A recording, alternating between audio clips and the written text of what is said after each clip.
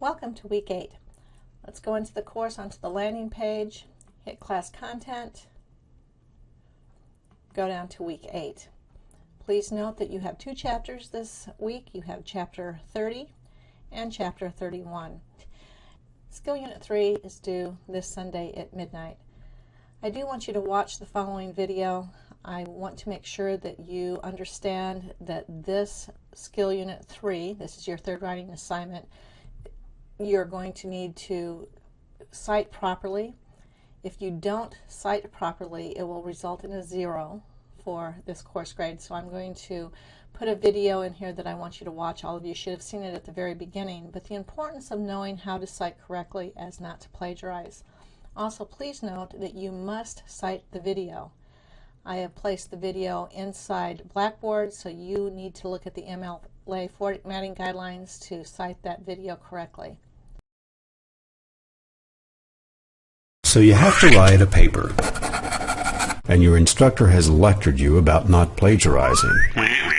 Do you know how to do it? Welcome to Plagiarism, how not to do it. Plagiarism is simply using other people's writing or ideas without giving them credit for it. It is taking the credit yourself.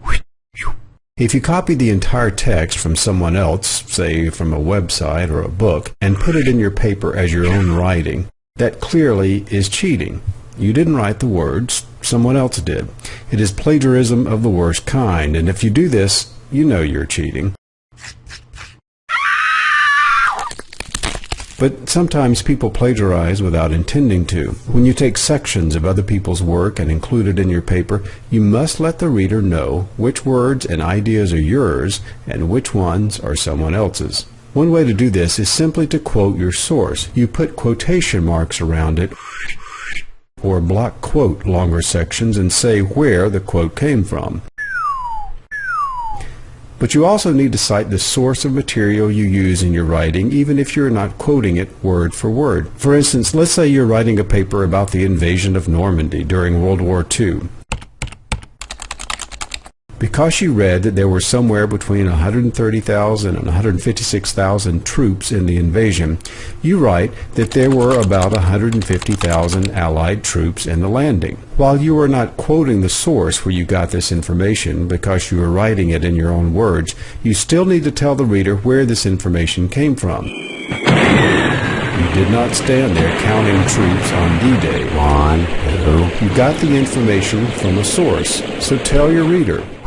Depending on the style required, such as APA or MLA, you cite your source in the paragraph where you use the information. The same thing applies to ideas.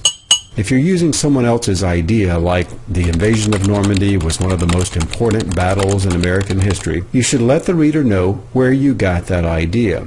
If it is your own conclusion after reading about it and studying it, then you do not need to cite a source because the source is you. It is your idea. Sometimes papers are a combination of other sources and your own ideas. That's okay. Just be sure to cite your sources and you won't be plagiarizing. The only time you do not need to cite other sources is when the information is common knowledge, like George Washington was the first U.S. president. You do not have to find a source for this since it is common knowledge. Who are you calling common? For more detailed help in avoiding plagiarism, see the links below. A couple of other issues have come up this week. I did get an email from a student saying that some of the videos were not working in the interactive lecture. I want you to note that that is your responsibility. If you are having technical difficulties, you must contact me. Those videos are working fine. What's happening if you're not able to see the videos that I post or if the interactive lecture is not working correctly, it is your browser.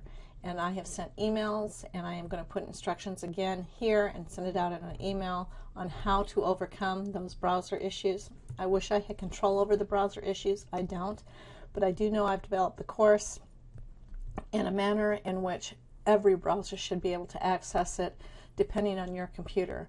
The videos that I put in the lecture are what you're being tested on, so you have to use the material within the course.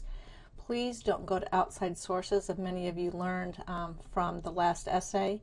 Your last essay on your exam 3, your final, will be on the material covered today. If you are having any issues whatsoever with the interactive lectures or any of the videos that I assign or any of the readings or websites that I assign, contact me. You know how to do that. 731-444-2853. I can't help you if I don't know that there is a problem. So it is your responsibility to make sure that you are being able to get all of the information you need from the course. I do check all the videos several times a week to make sure that there is no problem with the videos, so I know that they've worked all semester long. If there has been an issue and students have contacted me, I've been able to fix it immediately. But again, please contact me if you have any problems whatsoever in the course. We are in week 8. We're quickly approaching the end of the semester. It's been a pleasure working with you guys, and I hope that the rest of the semester goes smoothly. Again, contact me if you have any questions.